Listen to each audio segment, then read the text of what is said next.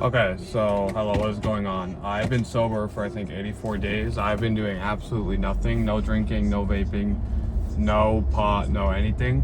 And during this time I've been meditating the whole time too. Before I went sober, I was not meditating at all. Me being sober doesn't have too much to do with this. I just think it is going to play a factor in the mind's clarity and just the overall clarity and focus I have received from the meditations. I'm going to try to leave a link in the video of the video I watched to learn how to meditate and what I started to begin doing. So in this video, I'm going to talk about my experiences with meditating and there's a bus in July I'm seeing right now. But in this video, I want to talk about when I started meditating, how I meditate, and the improvements I've seen from my meditations, and some side effects, some actually negative side effects I have seen. So I'm just going to get it straight into it. Before I went sober, I was meditating like on and off for a little bit.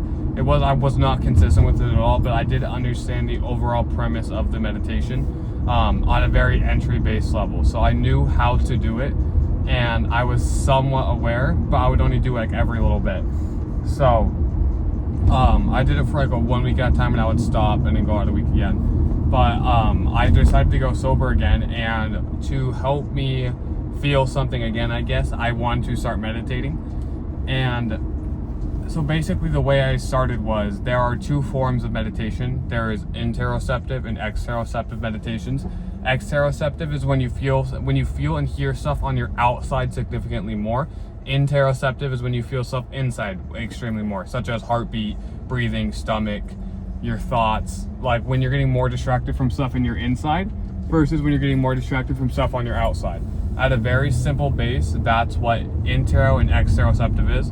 So interoceptive is getting distracted from your thoughts inside. Exteroceptive is getting distracted from your thoughts outside. Me personally, I would get more distracted from my thoughts outside. So if you would figure out which one you are, you can do this by either focusing on your heartbeat. So the way I practice from an Alex Huberman video, he explained that if you can feel like the way you can tell if you're interoceptive or exteroceptive is try to really focus on your heartbeat. And if you can feel your heartbeat clearly, you're more likely interoceptive. And if you can't really feel your heartbeat and you hear a lot more stuff and you're like way more focused on the outside world, you're most likely exteroceptive. There are more ways to figure this out, but I would recommend looking up videos if you are more interested in that exact topic. Okay, the way this plays into meditations now is, if you are more interoceptive, you want to be meditating in an exteroceptive manner.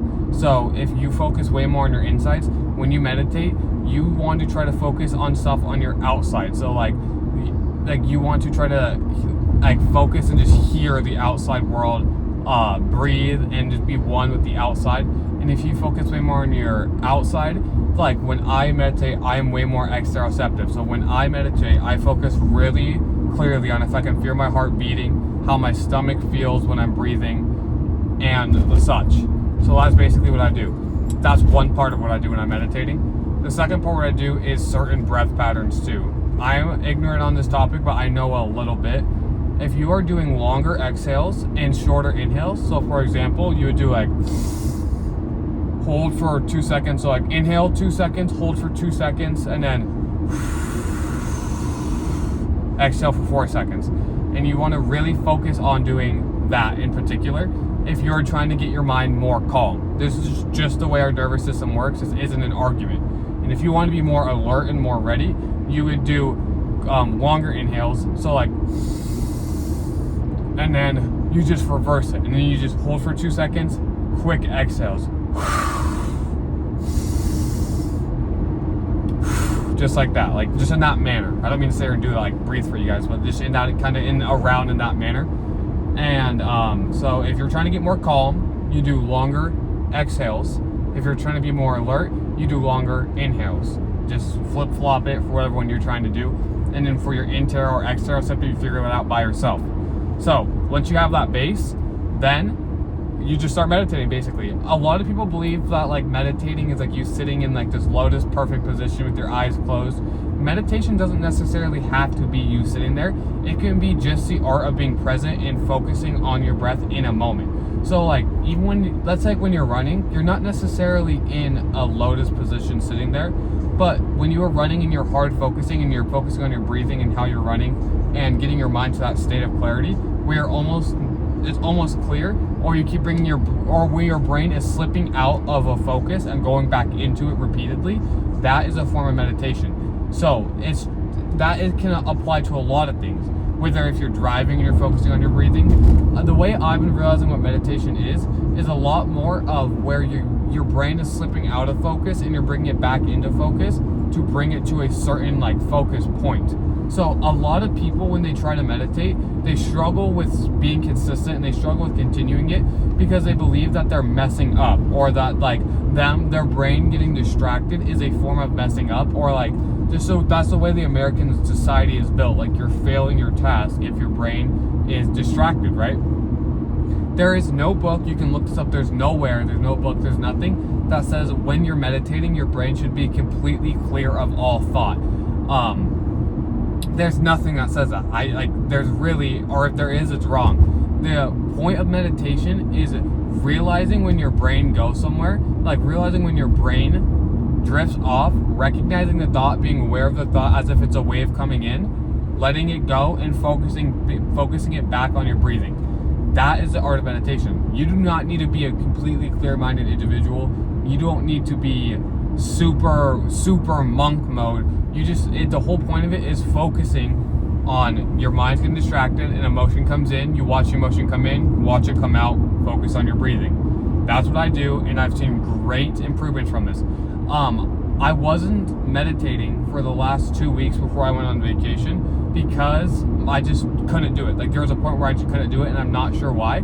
I went on vacation, I came back, and now I've been meditating again, and I've realized the actual how quick you will notice effects is unreal. Your focus, clarity, how clearly you can talk, how clearly your thoughts are, how much more scheduled my day is just getting back into the motions of meditation is genuinely different. You will think different, but the side effects I saw from this is when I was meditating a lot, I'm talking a whole bunch, I was recognizing how fake all these social situations are, and I almost became just a robot of thought where I was just in my own head so much. Interoceptive. I was focusing so much on my interoceptive that I actually got trapped in my interoceptive, just realizing and thinking, and I was so disassociated from being in my interoceptive so much. I was disassociated from the exteroceptive. Again, intero's inside, extero's outside. Outside world versus inside world. Inside view versus outside view. I was so locked into the interoceptive that I actually fried my brain, and all social situations were just so odd and abstract to me. So I think that is a risk you could take, and the way I would fix it now is catching it before it happens, and then maybe doing a few exteroceptive meditations. The reason why you want to do the opposite of whatever one you're feeling more is because it's more of a spectrum. It's not a straight line. If you're way too far on one side, let's say you have really bad interoceptive, you have heightened anxiety because you're feeling everything so aggressively inside. Let's say you're super exteroceptive, you would have really bad sensory issues, or you get really distracted easily, right? So it's important to be in the middle so you can kind of be bouncing between both and be able to switch between both. I was too interoceptive and then I saw bad side effects. So it's all just kind of an interesting concept, and I think more people should get into it. This is just my knowledge on meditation and what I've experienced from it so far. I'm going to keep meditating, and I'll do another one of these videos when I learn more. I'm also going to read a meditation book just so I'm more knowledgeable on this topic. But this is just simply what I've learned overall so far. Last point I want to bring up with the meditations as well is I feel a lot of people believe that to be good at meditating, you need to do it for a while. Once you understand how to get into the flow state of the meditations, and once you understand how to get your brain to that point, you don't actually need to do it for that long, because you're getting into the meditation flow significantly quicker than you were when you first start. So let's say when you first start, I would say start doing 10 minutes, just focusing on 10 minutes, focusing on your breath. You're going to be distracted, you're going to be confused for a second, but once you get more into it, I'll do meditations of 7 minutes, but I'll do 3 of those a day. And it sounds crazy, it sounds like I'm not meditating a lot, but it's because I don't really necessarily need to do it. After 10 minutes, I am so already where I need to be, like mental wise, like you don't need to do it for that long. So I think everyone should start meditating. It is not as confusing as people make it to be, and it is overall a super positive thing that will help you mentally. And it just has honestly changed how I think, how I go about things, and my focus. And this is all stuff I have about it. If we have any questions, leave it in the comments. I will reply.